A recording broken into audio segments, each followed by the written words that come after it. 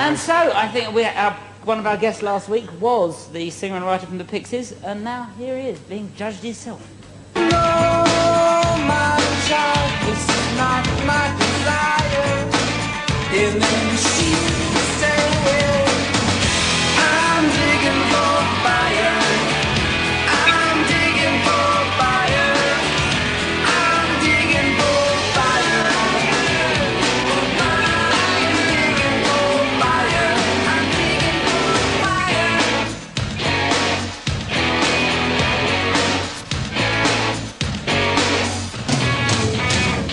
There's this old man who has spent so much of his life sleeping and is able to keep awake for the rest of his years. He resides on a beach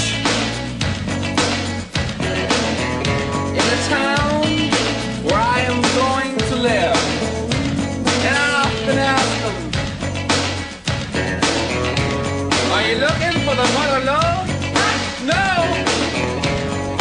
No, my child, this is not my desire. And then he said,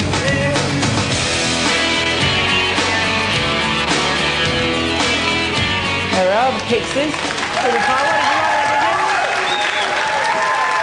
Oh, it's interesting that the Ugly Mob seemed to quite like that. A lot of sidecars in that as well. Robert, did you... I really like the Pixies. I think they're one of those groups that's got it.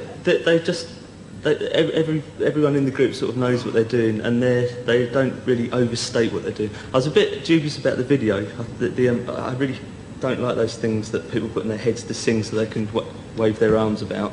Yes. But put in context of like getting to the sidecars of very dodgy Dutch Hell's Angels, I suppose it all makes perfect sense. Yes, they were dodgy Dutch Hell's Angels, weren't They they? were very dodgy Dutch Hell's Angels. They had sidecars because they couldn't stand up. It sounds really good, and that's sort of my kind of dance music. Right, good. I think the one shot in that video that I really liked was that slow fade into where the motorcycles and sidecars appear. I thought that was really cool, and the rest of it was okay. The song itself, I think, is really... I like the song. I like what they do in it. Unfortunately, I think that it might be a little bit too ahead of its time. Yes. You know what I'm saying? So can that. And I would like to see this do well. I'm not sure if it will. Craig? I'm not surprised that Robert liked it, because it sounds like the boys in this band would be listening a bit to Robert's pop group for a wee while. To be Well, he was really on honest. last week, and he liked Black Francis was on. He loved Robert. He was a very nice bloke. Yeah, well, I'm sure he is. I think he's taken a lot of what his pop group does from Robert. That's all. And I quite like the fact that there was obviously a receptionist in this one as well, because you see them strapping on this stuff. Yes. It's obviously, because there was only Chicory Tip. Chicory Tip. Yeah, they weren't receptionists, but they are now. Right. Yes. Son of your father, I think, was the Son of secretary. my father, Was I it? think, That's Jones. right, Yeah, that's it, son yes. of my father. Da-da-da-da-da-da. Yeah. Yeah. What an irritating record that was. But we're not here to discuss that right now. Tracy. Well, I thought it was interesting that Durga should say it was ahead of its time, because in a way it's kind of old-fashioned in that it uses real instruments and real drumming rather than, that kind of computerized, relentless beat that most records that get in the charts seem to have. So in that way, I don't think it ever would get in the charts, which is a shame, because they're obviously a band where when you listen to them, you know there's something going on. I think they're a good band, but I don't think it would be a hit. Let me ask you then, please, to vote. The Pixies, Dig for Fire, hit or a miss? We'll vote. To influence people. Yeah, shall we? yeah. You can influence people. And it is a hit. On Vogue, ladies and gentlemen, You Don't Have to Worry, a brand new single, their first single, I think.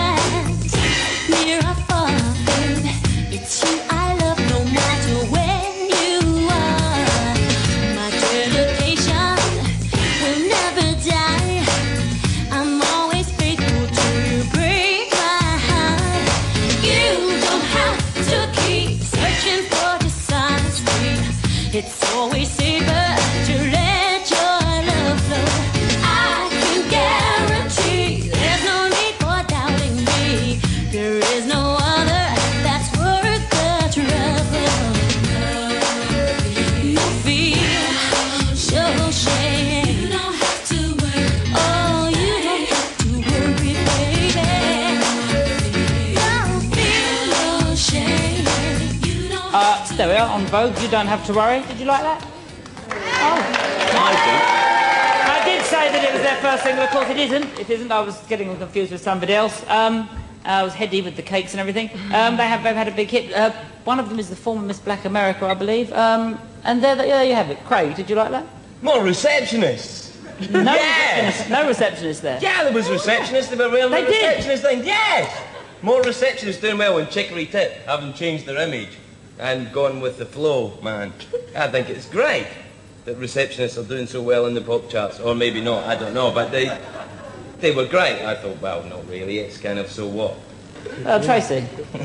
Well, they're one of these sort of manufactured new wave of girl groups, aren't they, in America? I don't really know that much about them. There seemed to be something very weird going on in the video with lots of stamen and things like that. Obviously sexual symbolism, but I don't really have much of an opinion about it. It's that kind of Jam and Lewis sound, really, that either you love it or you hate it.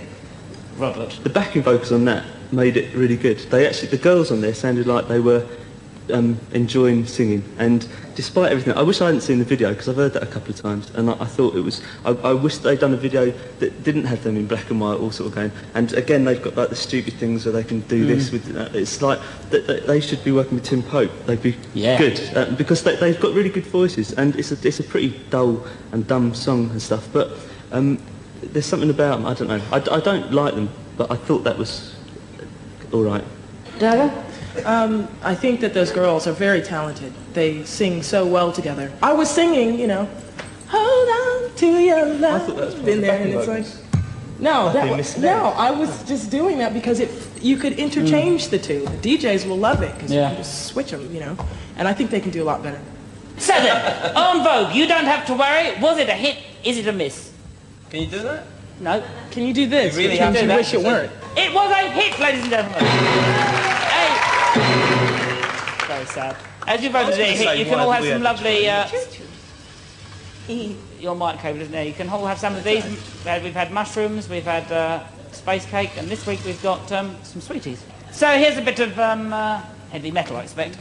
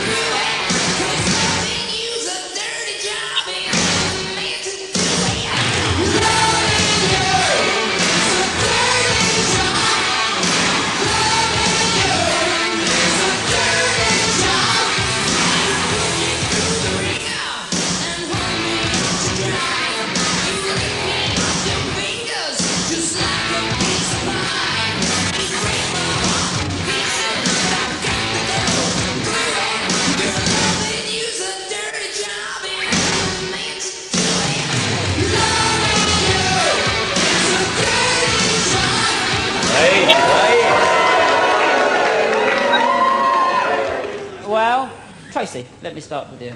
Well, a dirty job. I think there's been quite a long queue down at the job centre for that kind of job. I don't know why they were all wearing those gas masks. I thought they get pretty sweaty with that kind of activity, but I didn't really see it. Couldn't really see it. This seems to be a question with heavy metal videos of what you can get away with now and how far you can get with those little subliminal shots of people's buttocks and things waving around in front of the camera.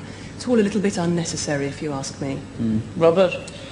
Well, I was really trying to be nice. You don't have to be. And it's Rats with a silent P, and I hope they're the special guests as well. Yeah. Listening to this is a dirty job, but this is so typical. It's so typical, it's boring. Everybody in America that gets into this kind of music makes music like this. There's nothing special about this song, there's nothing special about this band. I don't like them, I don't like this video.